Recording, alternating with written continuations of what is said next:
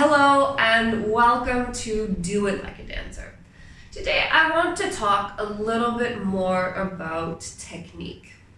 So I've done a whole video, whichever side it comes up, maybe over here, on what dance technique actually is, what it means. And in that video I talked about it as basically a system for doing things. One of the main techniques that I talk about on this channel is Limon technique, because I love it and there's not a lot of content about it. But generally, just technique in general, in dance is usually assumed to mean your level of virtuosity, what you can do with your body. So over the years, I've had a very interesting journey with technique, and I just want to share a little bit about that with you because I think you might find it helpful. There's so many times now where I kind of look back and I think, if I had known when I was like 23 what I know at 32, if only. But, obviously, don't we all? But, so the journey basically is that when I was a kid, I trained in ballet, so technique was everything. It was all about technique, and as part of the training, you also go to competitions, and for these competitions, you have to take certain pictures, like front attitude or back arabesques, and so that you can show how your body is, set up, how well you can do the arabesques, how, and then in those competitions you perform certain variations, often on point, to basically prove your technique and virtuosity. And when I was a kid, I was, my teachers were really happy with my technique. But I did quit ballet when I was 11 because I was sick of it, and I basically didn't dance any technical, style for almost 3 years. And when I did start ballet again, it was very casually. I did start dancing on point again in my senior year of high school, which was 3 years after I restarted, but I found that it was very scary because the level of technique that you have to be at in order to do pointed ballet is so high, that for me, basically being back on point and doing pirouettes was just terrifying. I was like, I'm gonna break my ankles. And then I got to university and I had decided to major in dance. And the first thing I noticed when I got there is that I felt so behind in my technique. I felt like everybody was miles ahead of me, and I was just kind of clunky, clumsy, back of the class, trying desperately to catch up, and technique was something that it was like I wanted but I could not attain. So, I worked really hard and I trained and but I would always, I'd go to these auditions that they would have in the school for various groups or whatever, and I was always picked for the big group pieces, where nobody would see you and all this kind of stuff. And so, my confidence in my technique was so low. I was like, I'm never gonna be able to dance for a company. I'm never gonna be able to do this. I'm too far behind. It's too late. All this kind of stuff. And then I spent a year abroad in Paris where I discovered choreography. And I discovered a different way of thinking about dance, which was not technique focused. And that kind of changed my life. I was just like, well, I can't be a technical dancer, but I can choreograph. And when I came back to finish my senior year of university, I was really excited. I was really motivated. I was like, great, I'm gonna work on choreography. And I actually, for my senior project, I worked with 3 dancers who were essentially, one of them was trained, but the other 2 were not trained dancers. They were good movers, but they weren't trained dancers. So I was investigating, this whole just movement, storytelling, right?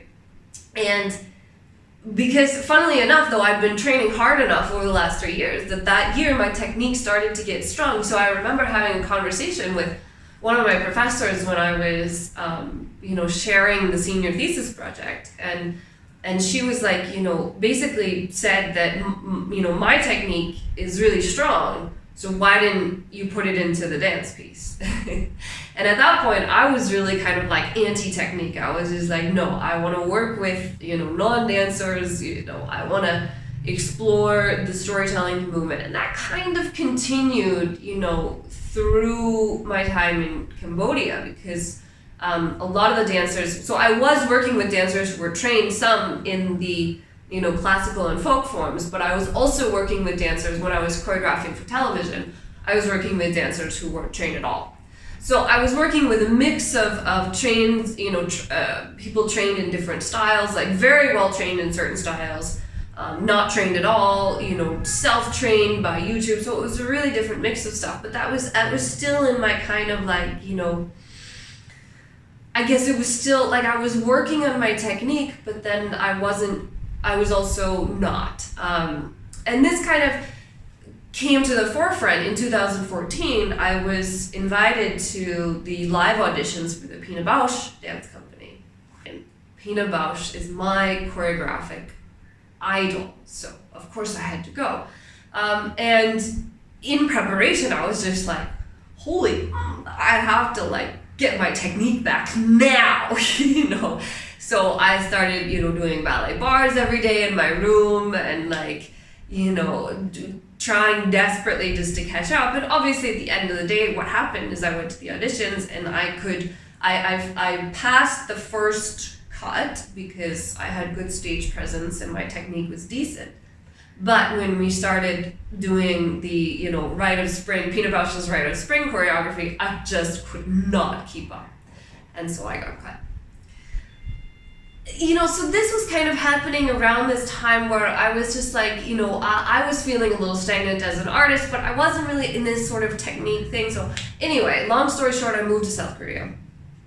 And because it was a hub for contemporary dance. And in Korea, there was this huge shift, I didn't really do it on purpose, but what happened in Korea is I started training like a maniac. And I was also invited to dance for a company, which was like the thing that I always just thought I was never good enough to do. And this company, basically, they did have a certain technique, but it wasn't like necessarily based on virtuosity.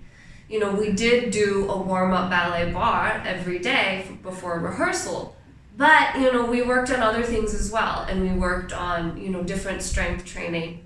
And then I started dancing for another company. Well, I'm not dancing for it, I was training with them essentially, because they didn't have a sort of normal setup, but I was training with them, and that was like proper, serious, intense training. I have never been stronger in my entire life. And so when I left Korea 2.5 years after I came, I was like a technical dancer. I had also, gone hugely up in terms of performer, but at that point, the technique and the storytelling were actually on sort of equal terms for the first time. For the past 4.5 years in Pakistan, it's been a bit of a different story, and I've seen that technique has come in and out of my work, but like it's still, in many ways, it's still sort of orbiting around the storytelling. And I've tried, to keep up with the training. During the pandemic, I was working out almost every day, and keeping my body in essentially a state of technique where that I could do everything I wanted to do in order to tell the story, right? But it was not like I wasn't all of a sudden performing, technical pieces of limon or ballet or something like this. But now something really interesting has happened in the last year. A year ago, more or less, I did a performance in Switzerland, and I saw the video of it and was kind of shocked at my level of technique. I was just like, the storytelling is great. People love the performance. However, my technique had gotten very weak. So I started on a journey to rebuild it and discovered along the way that all these bad habits that I had gotten into and various things that I had started doing, and basically, the entire, everything had gotten so weak, and I had no idea, I still don't know when it happened, when I lost all of this, technique, training, and just, overall body awareness. And so the other thing is that I also started working with a physio since the spring.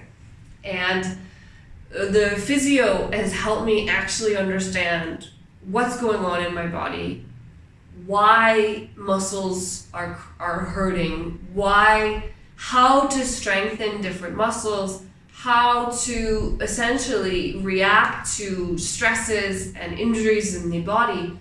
This is stuff I never knew before, and it was stuff that absolutely hindered my technique in the past. So, I stopped doing air basks at a certain point in time because my back hurt, and I never understood how to strengthen the muscles, and I always just thought that my back just doesn't do it, right? And now I'm rediscovering that actually your body can do everything if it's trained properly. And things that are, muscles that are hurting are actually muscles that need strengthening. So now I have a completely different understanding and awareness of my body, which I thought I had before, but obviously not. And now technique is becoming much more important just in terms of retraining what I've lost. And then I think I can come back to the storytelling. So if there's anything that I want to communicate through this story, it's that as a dancer, you need to know what is your own relationship with technique and understand that that's going to change over time, and to be open to it, and to also make sure that you are trying to maintain this balance between the technique and the storytelling, because both of these, I think, are very, very important for dance. That's what I have to say about that. Let me know what you think in the comments. Like, share, subscribe, all the varied YouTube things. Do share it with a friend if you find it interesting. A huge thank you to my patrons who just keep me going and give me hope and strength. And